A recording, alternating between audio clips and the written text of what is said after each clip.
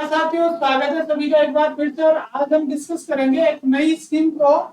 यहाँ पे जो है वो एक नई स्कीम आज ही केंद्रीय कैबिनेट द्वारा मंजूर की गई है। इसलिए करंट अफेयर्स के लिहाज से बहुत ही इंपॉर्टेंट ये हो जाती है। आज हम इसको डिस्कस करेंगे। मैं बात करूँ पीएम विद्या स्कीम के बारे में, पीएम विद्याशील योजना के बारे में। देखिए, सबसे पहली चीज तो आपको ये ध्यान रखना है कि ये जो स्कीम है वो माननीय प्रधानमंत्री मोदी की है। तो जाहिर सी बात है कि ये केंद्र की स्कीम है। ये जो है वो केंद्र सरकार की स्कीम है, न कि राज्य सरकार की। तो पहली चीज तो हमें ये ध्यान रखनी है। अब अगर हम इसकी मंजूरी की बात करें तो 6 अक्टूबर 2024 हमें याद रखना है। 6 अक्टूबर 2024 को मंजूरी दे दी गई।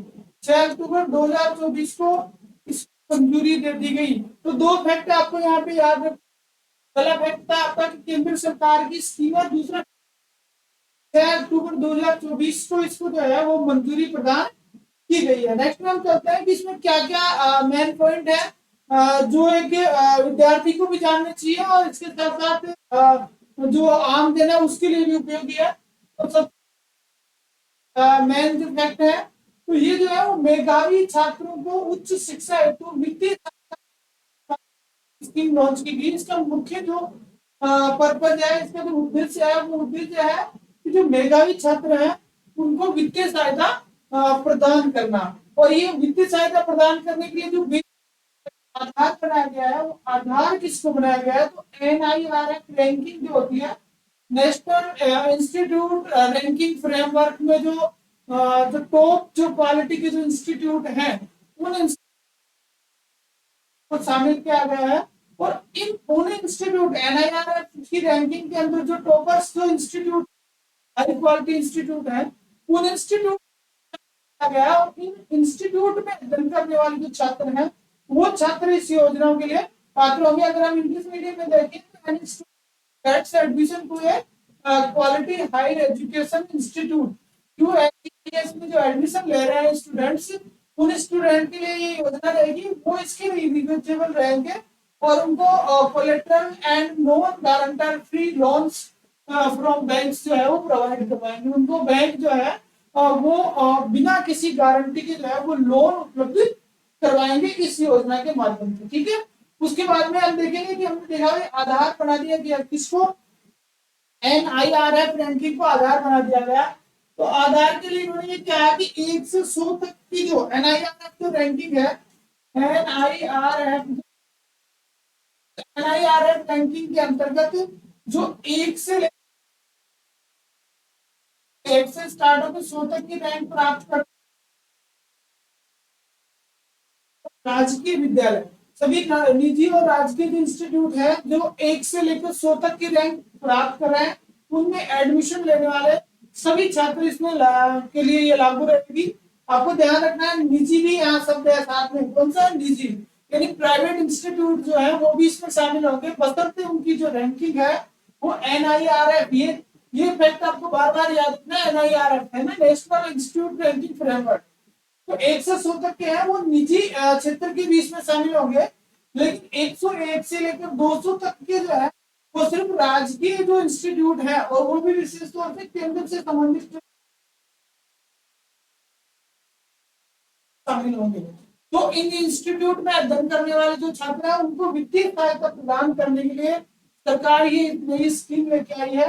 Top ended overall and 101 to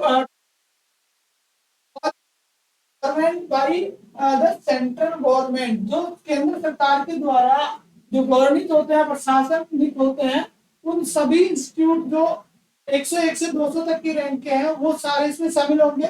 उसके साथ साथ आपको याद रखना है कि 8 टोटल कितने इंस्टीट्यूट इसमें शामिल होंगे, टोटल 860 संस्थान जो है वो उसमें अध्ययन करने वाले जो 22 लाख विद्यार्थी है, 22.2 million student of attendance 60 institution जो है वो इसके लिए क्वालिफाई होंगे। तो हमें मोटी मोटी चीज पे ये बात याद रखनी है कि 860 इंस्टीट्यूट जो है उनके 22.5 लाख जो विद्यार्थी हैं वो इस योजना लोन लेने के लिए पात्र होंगे, उनको उन मेधावी छात्रों को वित्तीय सहायता प्रदान करने के लिए सरकार के द्वारा ये स्कीम लॉन्च की गई है। अब इसमें देखते हैं कि इसमें कौन कौन से प्रावधान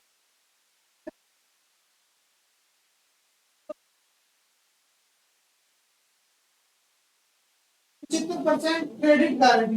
देखिए यदि कोई विद्यार्थी 7.5 लाख, इसमें पाठ्यक्रम है, उसकी फीस है, उसका जो रहने का खर्चा, सारे खर्चे शामिल है। तो अगर कोई 7.5 लाख तक का लोन लेता है तो 75% लोन की गारंटी जो है वो कौन लेगी?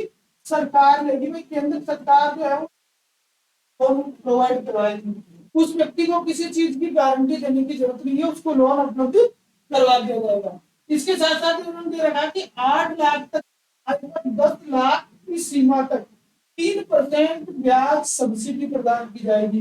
यदि कोई व्यक्ति कोई अभ्यर्थी है जिसकी परिवार की वार्षिक आय 8 लाख रुपए है, तो वो 10 लाख तक लोन ले सकता है और उसपे उसे 3% की क्या दे दी जाएगी? ब्याज सब्सिडी दी जाएगी। Up to Rs 8 lakh who are not eligible for other government scholarship interest subsidies can receive 3% interest subsidy on loans up to 10 lakhs। यानी जो व्यक्ति किस राज्य सरकार की या केंद्र सरकार की कोई दूसरी स्कीम के तहत सब्सिडी नहीं ले रहा है, उसको 10 लाख रुपए तक के लोन पर 3% ब्याज सब्सिडी दी जाएगी यदि उसकी परिवार की कुल इनकम 8 लाख से कम है। ठीक है, तो ये जो इनकम का जो ट्यूशन बनने की संभावना है वो यहाँ से हम इसको कवर कर सकते हैं। फिर ये है कि ये जो स्कीम है वो 2024-25 में जहां से हमसे स्टार्ट हुई है, तब से लेकर 2030-31 तक के प्रावधान। भाई इस स्कीम के लिए कितना बजटीय प्रावधान किया गया है, इसकी अगर हम बात करें तो 3600 करोड़ रुपए का बजटीय प्रावधान इस स्कीम के लिए यहाँ पे किया गया है। और ये जो स्कीम है, इस स्कीम में लगभग 7 लाख के नए जो छात्र हैं उनको ब्याज अनुदान प्राप्त हो सकेगा। और इसके लिए नामांकित करने के लिए, रजिस्टर करने के लिए सरकार ने जो है वो एक पोर्टल भी प्रारंभ कर दिया गया है। तो मोटे मोटे तौर पर हम देखें और 24-25 से लेकर 30-31 तक लगभग 7 साल के लिए स्कीम रहेगी। और प्रत्येक जो साल है ना, granted to 1 lakh students each year. प्रत्येक वर्ष जो है वो 1 साल छात्र, तो 1 लाख जो स्टूडेंट्स है उनको ये सब्सिडी प्रदान की जाएगी। तो ये सारी चीजें जो है वो आपको जो फैक्ट है वो परीक्षा में आ सकते हैं, इसलिए हमें इन सभी को क्या रखना है, ध्यान रखना है। ये जो स्कीम थी वो इतनी थी। नेक्स्ट स्कीम के साथ हम फिर उपस्थित होंगे। धन्यवाद।